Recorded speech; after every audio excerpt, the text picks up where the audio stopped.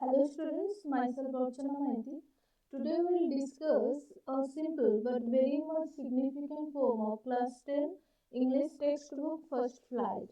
The title of the poem is The Ball Poem, written by John Berryman.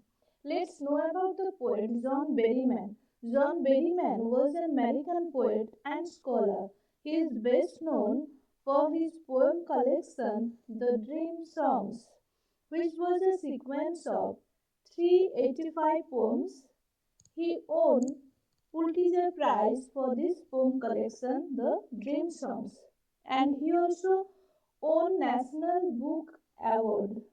So, this is about the poet John Berryman. Now, let's proceed further.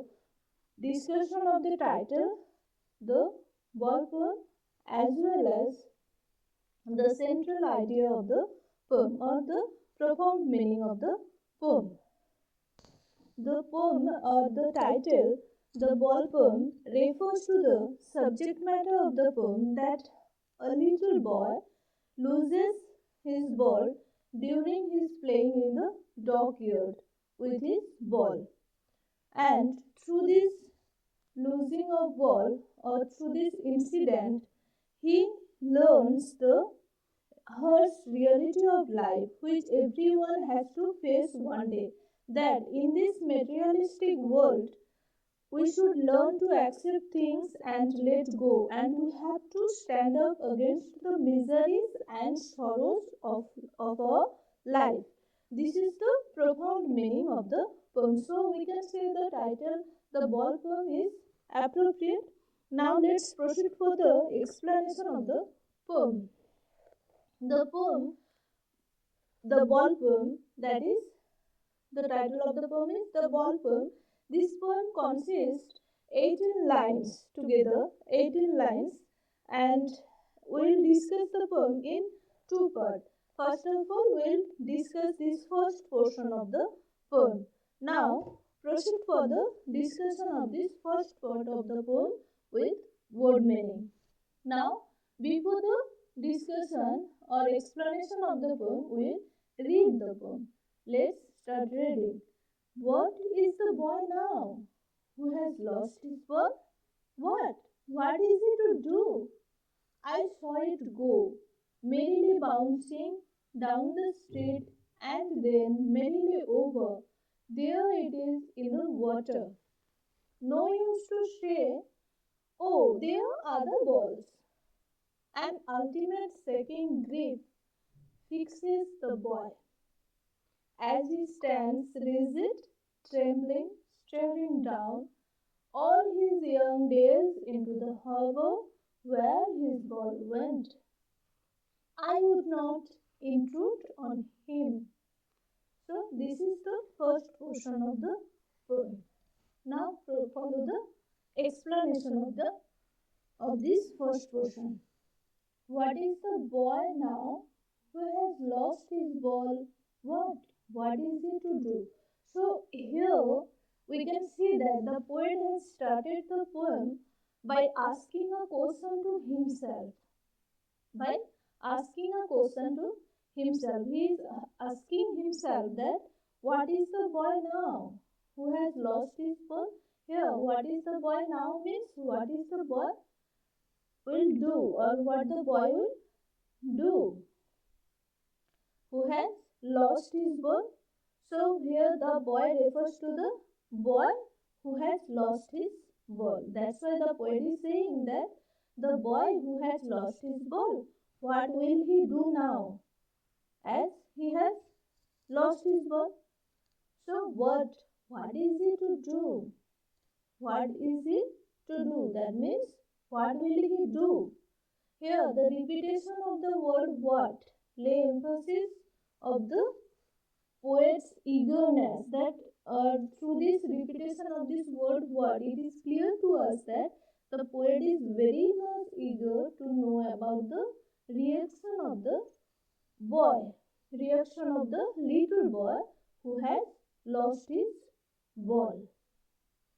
Clear? Next line. I saw it go merrily bouncing down the street and then merrily over. There it is in the water. I saw it go. Here I refers to the poet. The poet is saying that he has seen it. It refers to the ball. He has seen the ball, or he has observed the incident that the boy was playing with the boy. The boy was playing with his ball happily in the dog yard. Merrily means happily. But suddenly the ball skipped out of his hand, and from there it fell down on the street, and then merrily over there it is in the water. After that it fell into the water of the nearby river. So this is the meaning of these lines. Next is, no use to say, oh, there are other birds. The poet is saying here, no use to say. The phrase no use to say means it is useless. According to the poet, it is useless. By saying, to console the boy by saying that, oh, there are other birds is useless. What does this phrase refers? Oh, there are other birds. These words suggest that the loss is not important enough to worry about.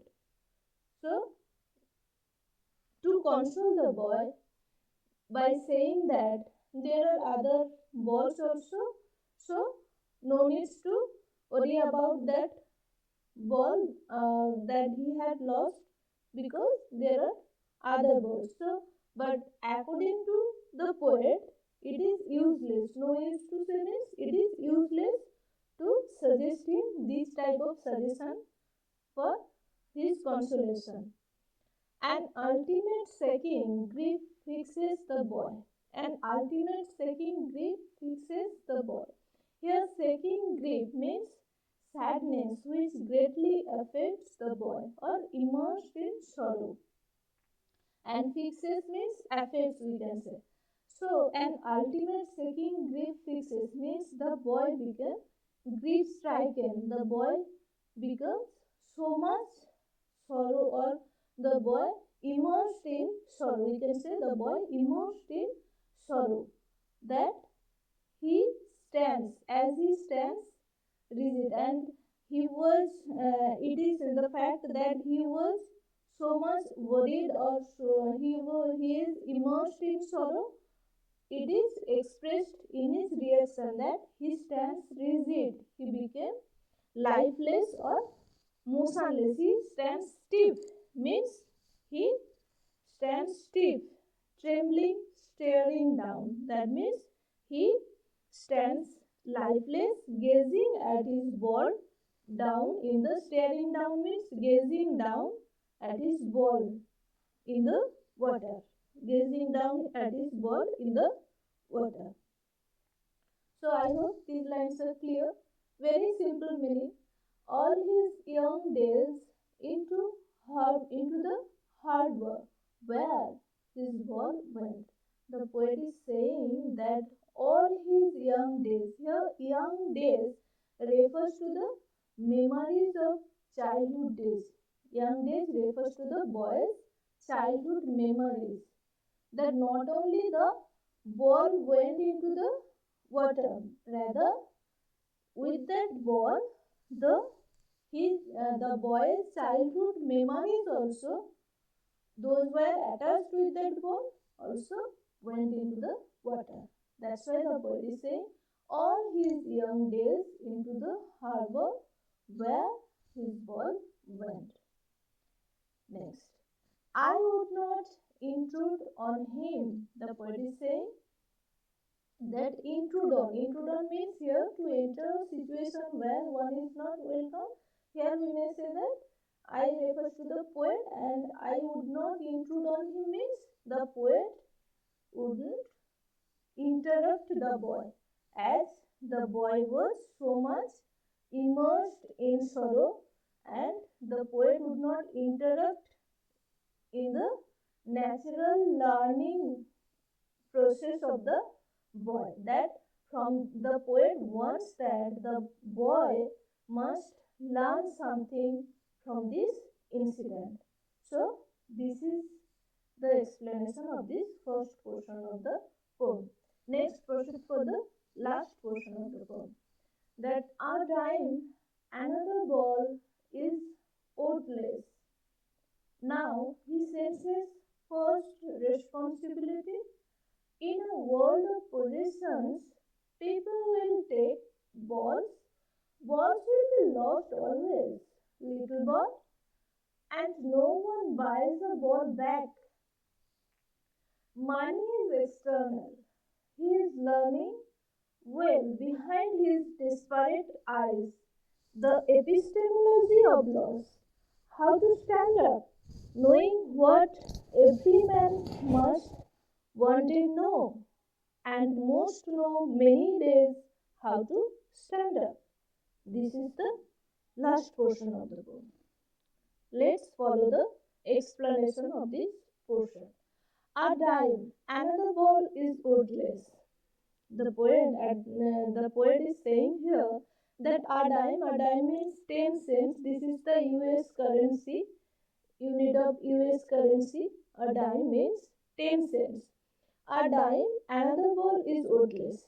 If the poet suggests the boy by saying, or to console the boy, if the poet suggests him to buy another ball with 10 cents or with a dime, but it is worthless, it will be useless to the boy who has lost his favorite ball. That's why the poet is saying now he senses first responsibility. That's why the poet would not interrupt the boy in his learning process. Rather, he is saying that now he senses first responsibility. Rather, through this incident, the boy senses means here experiences. The boy experiences, or the boy is experiencing first, for the first time, the boy is experiencing responsibility. Responsibility of what? Responsibility of taking care of things. Here it refers to the responsibility of taking care of things. So from this incident, or from this incident of losing a ball, for the first time of his life, the boy will experience a responsibility of taking care of things, so that the boy felt a sense of responsibility and he should take care of his things so that they do not get lost in the future. Here, the ball symbolizes the happy moments and innocent days of childhood. The ball loss is compared with man's innocent nature. Once we lose, once we lose our innocence, we can't get it back. This because all of us know it that innocence is the best quality of our childhood. So now next proceed for the next line. In a world of possessions, people will take balls. Balls will be lost always. Little boy, the poet is addressing the boy as little boy. He is saying the little boy, or suggesting that in a world of possessions refers to the materialistic world here. Means the world is full of materialistic things. The poet is saying that the world is full of materialistic things. People will be losing. People will take balls. Balls will be lost always. Means people will be losing something similar to the ball all the time. They get attached to materialistic things. But people in this materialistic world, what happens? People get attached to materialistic things, but these things will not stay forever. These things will not stay forever. The boy has to learn to live without them. That's why the poet further says that no one no one buys a ball back. That's why the poet is saying that nothing in this materialistic world we have to lose the things. Though we are so much attached to the materialistic things, but those things will not stay forever.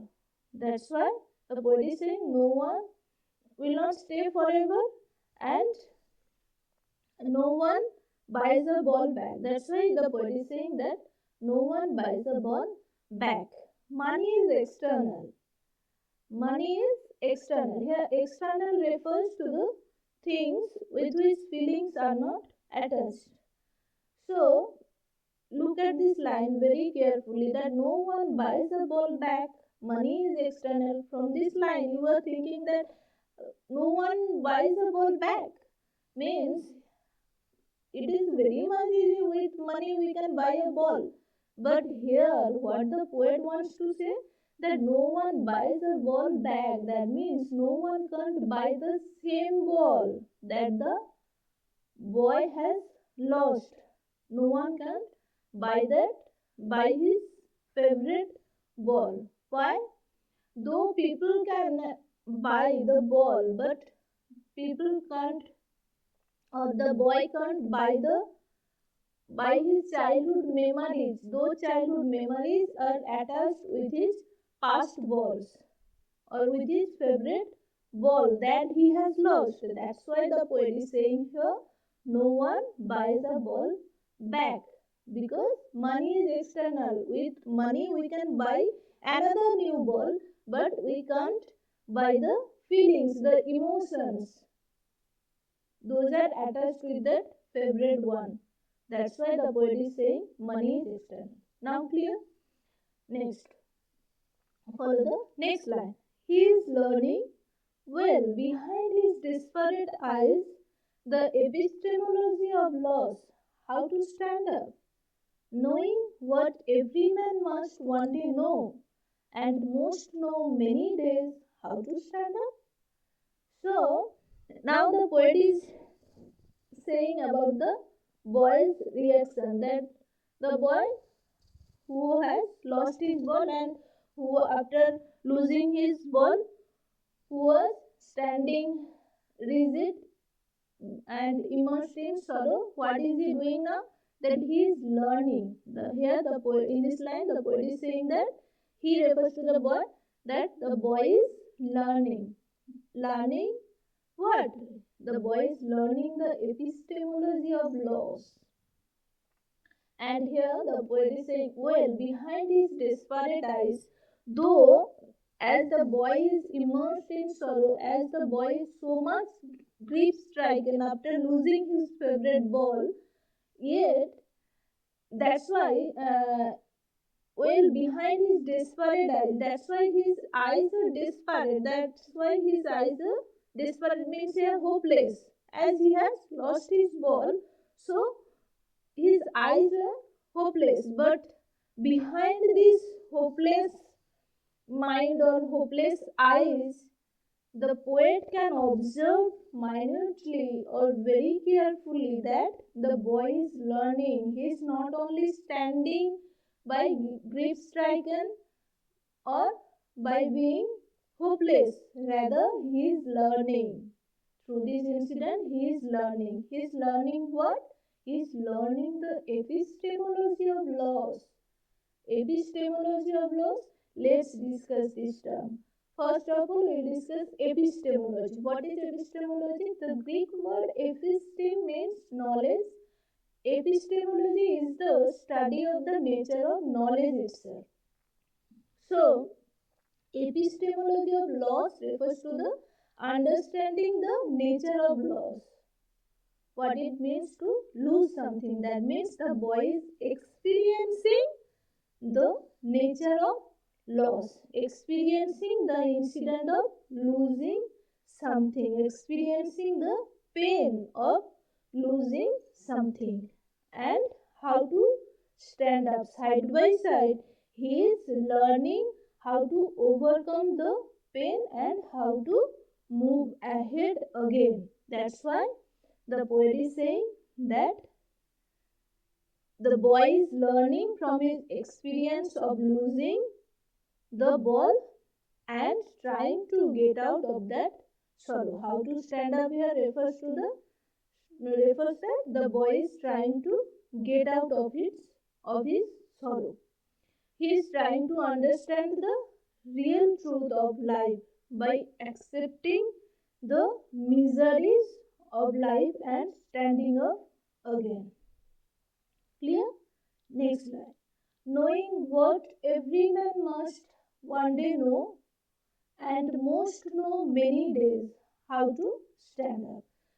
Knowing, knowing means here learning, and what he is learning?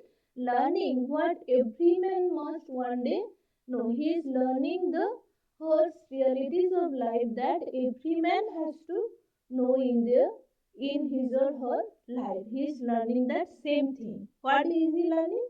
Early or later, everyone learns the harsh truth that suffering is an inevitable part of life, and we need to forget the pain and move ahead.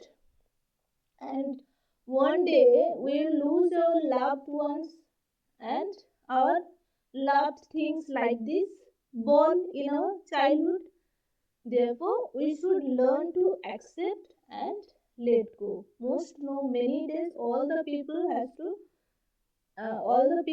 to experience the same thing and how to stand up, and again they have to overcome that pain or sufferings, and they have to stand up, they have to move ahead. So this is the poem. This is all about the poem. So what is the lesson from this poem we have learned? From this poem we have learned that money is external. That means no one buys a ball. That means we can't buy everything with money. There are something those we can't buy with money. That those are feelings, emotions, love. Those we can't. Those are attached with our favorite things. We can't buy with money. And another thing is that we in our life we have to lose. We can't there are many materialistic things, and though we love to possess them, but those things will not be with us forever. We have to lose something. That's why we have to accept the loss, and again we have to stand up, we have to move ahead. This is the lesson of the poem. Now we'll proceed for the discussion of the literary devices of the poem. First of all, we'll discuss about the rhyme scheme. So, the poem does not have any rhyme scheme. In this poem, the ball poem, doesn't have any rhyme scheme. It is written in blank verse. Probably the term blank verse is new. So, let's know about the term blank verse, or what is blank verse. Blank verse is poetry written with regular metrical but unrhymed lines. Those are written in regular metrical but written in unrhymed lines. Those type of poetry are called, those are written in blank verse. It will be clear to you if you follow the poem that there is no rhyme scheme, rhyme match. All the rhymes are unrhymed to each other. That's why it is a blank verse. The poem is written in blank verse. Now let's discuss the literary devices used in this poem. First of all, anaphora. What is anaphora? Anaphora is the repetition of the same word at the starting of the two or more consecutive lines of the poem. That is called anaphora. Now follow here the first and second line of the poem. What is the boy now? What is the boy now who has lost his ball? What? What is it to do? I saw it go. These two lines start with same word, that is what. So this same word has been repeated. This same word has been repeated here in the starting of these two lines. So it is the example of anaphora. Here anaphora is used. Next, third and fourth line, the third and fourth line also follow it, that merrily bouncing down the street and then merrily over, there it is in the water. In these two lines, the word merrily, these two lines have been started with the same word merrily. So we may say that this is also is the instance of anaphora. Next is alliteration. First of all, what is alliteration? Alliteration is the repetition of the same consonant sound at the starting of the two or more words in the same line. That is called alliteration. Look at here, buys a ball back. Here, the three words buys, ball, back. These three words have been started with the same consonant B, or we may say same consonant sound bo. So this is the instance of alliteration, or this is the use of alliteration here. Next is repetition. What is repetition?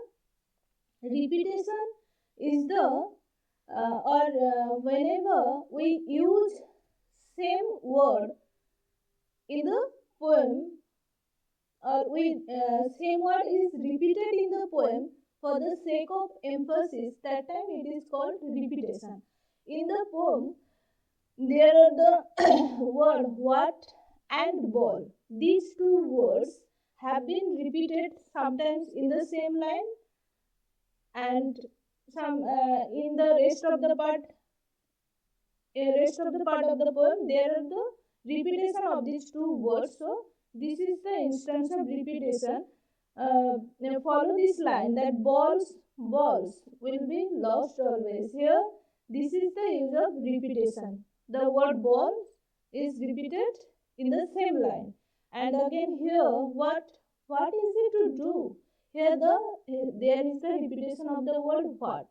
So this is the instance of repetition. Next is imagery. What is imagery? Imagery is used to make readers perceive things involving their five senses. Make readers perceive things involving their five senses. Here, in the line that merrily bouncing down the street and then merrily over, there it is in the water. So in this line, or we can say, after reading these lines create an image of the jumping ball in our mind, or in the reader's mind. So this is the instance of imagery. Next is assonance. What is assonance? Assonance is the repetition of the vowel sound in the words used side by side in the same line. So assonance is the repetition of the vowel sound in the words which are used side by side in the same line. That is called assonance. Now look at this word, that this line, that what is the boy now who has lost his ball? Here, boy, now, who, and lost. In these four words, there is the repetition of the same vowel sound O. So this is the instance of assonance here. So that's all about the poem and about the literary devices. Thank you for watching this video. If there is any question, then you may write in the comment section, and I hope the poem will be easier now.